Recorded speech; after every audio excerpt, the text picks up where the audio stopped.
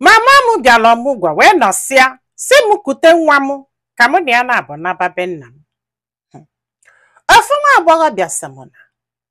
na mama ya ochie bụ ihe zụrụ ya. Ịgbagoro ife na-aza na mama gị mụrụ nwa sị gị jee ka gị na mama gị ochie biri. So na mama ya ochie bụ ife zụrụ ya. Andị na mama ya ochie afụkị ya n'anya. Na mgbe a mụrụ ya na mama ya ochie si nọ nne ya bịara ụwa ya na ya na-abụ wee biri. Ọkwa ịghọtago, mana mama ya ochie anwụgo kịta. Ya wee mesịa wee nụọ di. Ka nụrụ di afọ na fafụrụ nwa for 6 years wee mesịa Chukwu mee ebele ya wee dị ime. So ya wee bube afọ ime ebusie. Ede bifo ime emebie, mami ochie wee bịa wee sịa ya kpọọ mami ya bifo mụọ nwa. Ịgbago n'ihe a bụ nlọ na o nwere ife akpọrọ ya. Ya agbakwa nkịta olu echie niile ime emebie. Ya wee jebe ụlọ ọgwụ luo a na-echena ka dọkịta bịa. Ịmagonu ime na-emie ndị nọọsụ na-enyeli ya aka. Na di kpọgali ụlọ ọgwụ a na-ekwu mama di bịa ahụ ịghọtago ka ime meketezilie ọdụka aghasị na ihe nwa bịa mee nye from 1 to 100 ozugbo ozugbo na ya marozi ebe ya nọ. Ahụ ịghọtago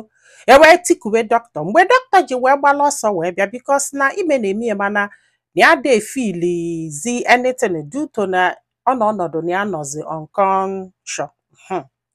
So kwadi a dọkịta wee gbalụ wee bịa wee nenebie arụ nenesie ya arụ wee gbapụta wee si die na ya nwere ezigbo nsogbu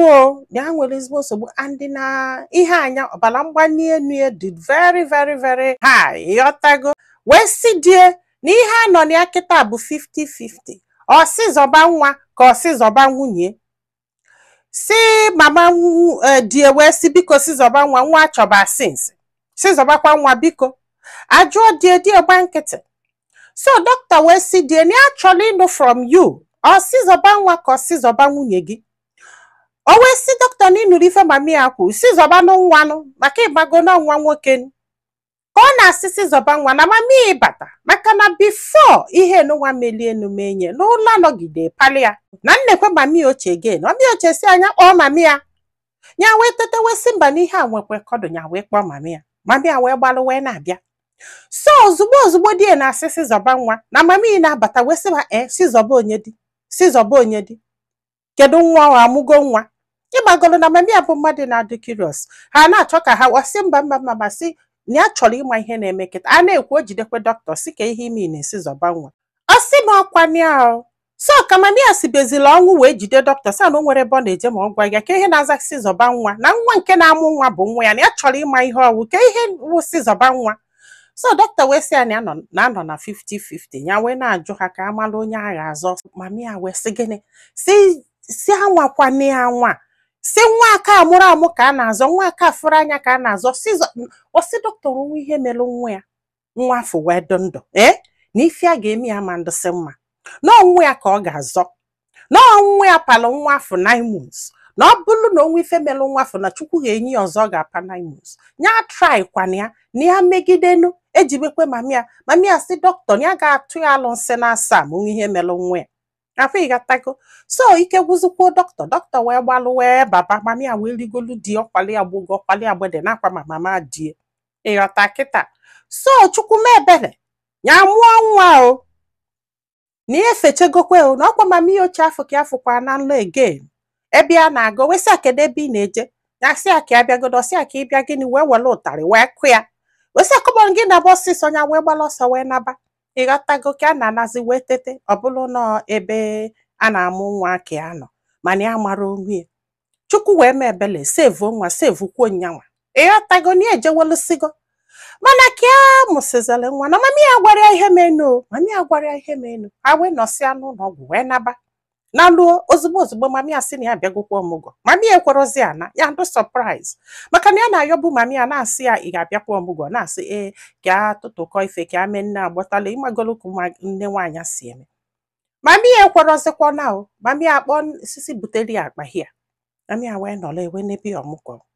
After 2 months mami ya wee kpọọ ya sị nwa m nọrọ ana na ị ga-ekutekwe na nwa ka anyị naba. Ya kwesị ka maka ihe ọgwụ na die na-eto ekike because na etu die si akatazi for mami ya ịmagolu na ya do surprise na ya shawe ịfụnanya mana mami ya na-alị na n'okilike mami ya dọrọ happy ya na wonder kedu ihe na-eme ihe a ya na sị mami onwekwe ka anyị mee gị na omete gị mma ka ịdọ happy ka ị mụọ amụ na ya mụrụ n'ife mene maka na o nwere onye kwere ụgwọ ya n'aka mami asị ya ka anabazia ka ya sị onwe ihe na-eme gị ya bịa mụọlụ di nwa everybody dọ happy nwa achọ for 6 years ka ị na-akọ ihe ha mami a wee kọbalị ya ihe a wee kọsịalị ya ọ sị m nne na ya mụrụ ife a ga-eme na mami a akpọgo papi ya na papi a kpasịa na ihe a ji wee nọlụwụ ka ọdụ strong ka adụ shon ọdụ strong ka ha wee kulu nwa naba na ọ bụrụkwa sef na di chọrọ nwa ya hapụrụ ya ngwa mana o si ya na si akwana ya mami a wee na-agwa ya sị a na fa ayọsigo na-ayọ anya agwana ya na ya ma ụma gbafa nkịtị maka na gịnị mere na ya chọrọ ka ya na fa nwee nsogbu n'ọnya ka a ji ba ha nkịtị kweli n'ihe ha na-ekwu ma na decide go na enosigo na ọ bụrụ na isoro ya wee n'anyasị ebe na ihe ọbụla gbasalụ gị agbasazi ya na ya lụọ onye die gị asị nwa nwụrụ anwụ na ya mụrụ ife di gị ga-eji mepee ọnụ ya na nne di wee sị zọba nwa ka amụrụ amụ instead of gị nwa na ndị ha kpọrọ gị mmadụ ọ sị m nne na ha nọ na ha mụrụ ife a ga-eme eme ma ọnya jụọ die ihe a maka na mami ekwugo na ya ga na in 2 weeks time which ọ gwagolu die wee nye egosi aka ego lie ife ọmụgwọ ịmagono ka akwadosiela ife oji ya na bifo mami a wee sị anya kwadobekwe na ọ ga-esi ewe na mami a si anya ajụ na die na ife achọ bụ die jebe ọlụ fana aba paaki ya bụrụ ngwongwo na be nne ya ọ natazi ọfụgụ ya na nwa ọ chọzialụ fa bịazịa be nne ọ bịazịa ha wee gwazi anya ihe o mere a ga-etinyezi okwu ọ na-etinye na bifo anyị ekwe ka di nụ onye again na ọ ga-aṅụli ya izaida na ọ ṅụọli ya Baịbụl na ọ ṅụọli alụ nsị datụ na o nwere ife ga-eme nwa ya na ya afụgo na ọvalulu onwe ya chacha na ihe ọ chọdebe ka ọ mụọli ya nwa mba na nke ama mme ọ sị m mana ike gwụrụ ya anya na di nọrọ na o nwere ụdị anya ya na-enye ya wee sị ka amali ife ndị mmadụ lọ ịghọtago na ife a chọrọ ịma bụ ọnya jụọ die regardless na mami asị anya ajụ ya ịgbagolo ka amalụnụ opinion ya na o nwee ka ọdụ ka onye just mee ihe mami ya kwuru di ejebe ọlọfa paaki anaba fanalụzie di bịazịa agwazi anyị ihe o mee ewee malụ ka esi eti okwu ọnụ ka ha wee ghọta ihe ha mere etu ọra afọ ịghọtago amụrụ m ya ụfọdụ ụmụ nwoke ga-eje nnọọ nụọ nwaanyị just nnọọ ka ọ mụọlụ gị nwa maka na ekwugo onye nwunye nwụrụ ya na nwaanyị ọzọ ụfọdụ na-emekwa n'alụ nwaanyị so gị wee taa afụfụ for 6 years wee bube nwa abụsie eziokwu na otete ọchọ nwa afọ fụgo na ọma ndụ happy mana still na ka ị ga-eji welu maka ofu nwa wee sisi taa isi nwaanyị nwere ike ịmụrụ gị ụmụ ise nwaanyị nwere ike ịmụrụ gị ụmụ ise ụmụ isii ụmụ ili iwe sisi azọnia sizọba ofu nwa obolo 9 months nwa ike afụrụ anya nwa mara ka o si wee nọlụ agbọrọkwa m mana mbụlụ nwoke nọlụ n'ụdị m ga-asịsị zọọ nwunye m o nwere nke nchọ ka o fuo mana ọ gba jụọ dọla otu a ama m nọọ big decision ka ọ bụ mana mgbe ụfọdụ cheki kwenie nwa afọ na-amụ nwa bụ nwa mmadụ ọ mmadụ buru ya 9 months mụọ ya iwee chọba nke gị value your wife o love your wife o care for your wife o hi